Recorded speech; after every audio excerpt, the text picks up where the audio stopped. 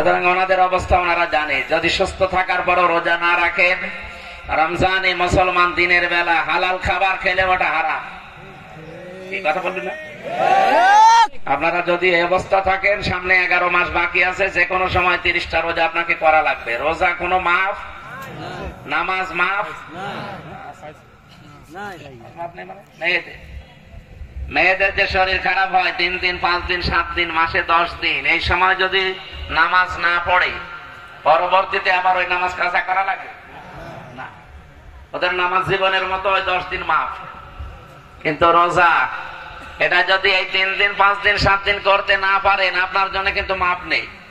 বাকি 11 মাসের ভেতরে এই যে কয়টা রোজা নষ্ট হবে, ভাঙ্গা পড়বে, আপনাকে মাস্ট বি করে দেওয়া লাগবে।